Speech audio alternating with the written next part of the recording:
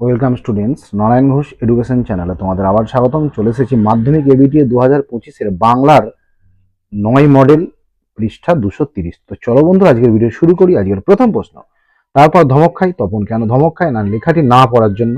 পরের প্রশ্ন, এই সুখবরে তারা সব খুশি হয়ে গেল, সুখবরটি কি না লাঠির চোটে অপূর্বের হাড় পাঁচটা ভেঙে না যাওয়ার খবরটা শুনে। নেক্সট প্রশ্ন, যাবই তো, না গিয়ে উপায় কি।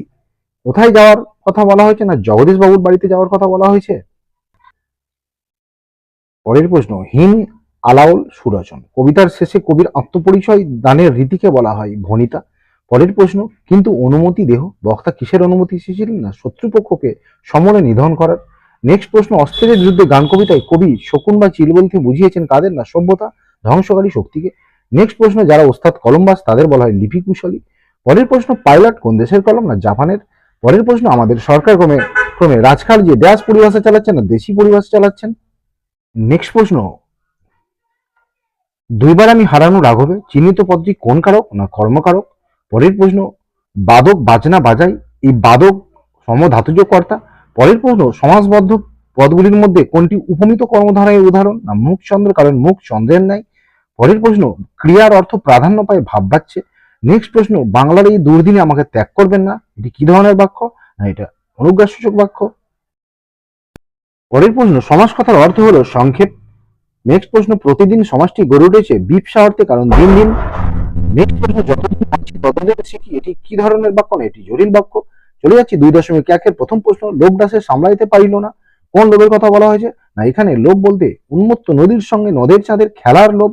লোভে পড়ে নদের চাঁদ স্ত্রীকে লেখা চিঠির পাতাগুলো নদীতে ছুঁড়ে ফেলে দিচ্ছিল, এটাই হচ্ছে খেলা। পরের প্রশ্ন, ছেলের দল আনন্দে চেঁচিয়ে উঠল, আনন্দের কারণ কি। অদল বদল গল্পে অমৃত ও ইসাব নিজেদের মধ্যে কুস্তি লড়তে না রাজি হলে কালিয়া জোর করে অমৃতকে মাঠের মধ্যে ফেলে দেয়, এতে কালিয়ার জিত ভেবে ছেলের দল আনন্দে চেঁচিয়ে উঠেছিল। নেক্সট প্রশ্ন, কিরূপ সদাশয় ব্যক্তি ইনি, কাকে কেন সদাশয় ব্যক্তি বলা হয়েছে না নিমাইবাবু গিরিশ মহাপাত্রের কাছে তল্লাশি করে এটি গাঁজার কলকে পান, তখন গিরিশ মহাপাত্র জানায় সে কলকেটা অন্যের প্রয়োজনে রেখেছে, তাই নিমাইবাবু উক্তিটি করেছেন। নেক্সট প্রশ্ন, এটা আমার প্রাণের অনুরোধ, অনুরোধটি কি। সুবোধ ঘোষ রচিত বহুরূপী গল্পে জগদীশবাবু বিরাগী রূপী হরিদাকে তার বাড়িতে কয়েকটা দিন থাকতে বলেছিলেন, এটাই ছিল প্রাণের অনুরোধ।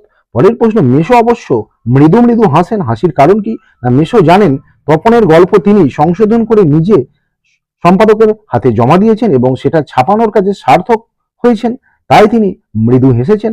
পরের প্রশ্ন, আমাদের পদ নেই আর আমাদের করণীয় কি না আয় আরো বেঁধে বেঁধে থাকি কবিতায় কবি সকলকে হাতে হাত রেখে সংঘবদ্ধভাবে থাকার পরামর্শ দিয়েছেন। পরের প্রশ্ন, ছিনিয়ে নিয়ে গেল তোমাকে কে কাকে ছিনিয়ে নিয়ে গেল না উত্তাল সমুদ্র পৃথিবীর পূর্ব ভাগ থেকে আফ্রিকাকে ছিনিয়ে নিয়ে গেল।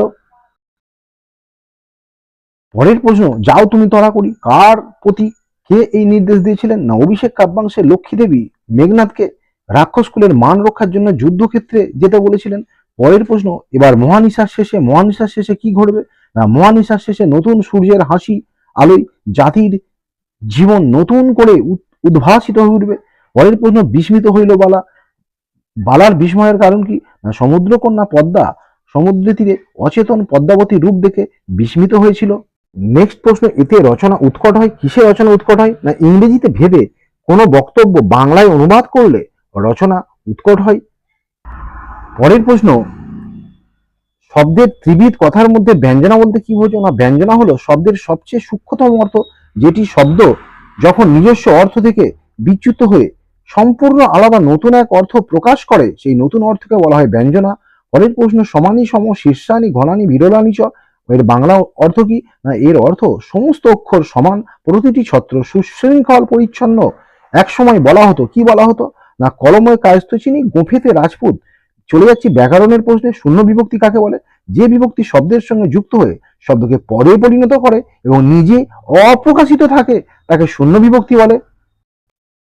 চলে যাচ্ছি পরের প্রশ্ন, সমধাতুজকরণ কাকে বলে উদাহরণ দাও না ক্রিয়াপদটি যে ধাতু থেকে নিষ্পন্ন করণ পদটিও যদি সেই ধাতু থেকে নিষ্পন্ন হয় তখন তাকে সমধাতুজকরণ বলে, যেমন মায়ার বাঁধনে বেঁধেছ আমায়। পরের প্রশ্ন, কোন দুটি বিভক্তি দ্বারা সম্বন্ধ পদ চিহ্নিত হয় না র এবং এর বিভক্তি।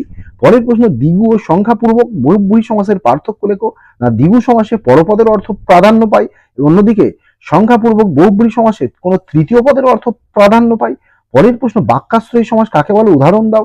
যে সমাসে সমস্যমান পদগুলির একটি বাক্যকে আশ্রয় করে গড়ে ওঠে তাকে বাক্যাশ্রয়ী সমাস বলে, যেমন বসে আঁকো প্রতিযোগিতা। নেক্সট প্রশ্ন, মনোহর ব্যাসবাক্যসহ সমাস, মন হরণ করে যা মনোহর উপপদ তৎপুরুষ সমাস। পরের প্রশ্ন, চোখ থাকতে কেউ অন্ধ নয়, প্রশ্নসূচক বাক্য। চোখ থাকতে কি কেউ অন্ধ? পরের প্রশ্ন, ঠিক হিসাবের মতো জামাটি না পেলে ও স্কুলে যাবে না, জটিল বাক্যে। যদি ঠিক হিসাবের মতো জামা না পায় তাহলে ও স্কুলে যাবে না। চলে যাচ্ছি পরের প্রশ্ন, বুড়ো মানুষের কথাটা শোনো, ভাববাচ্চে পরিবর্তন করলে হবে, বুড়ো মানুষের কথাটা শোনা হোক।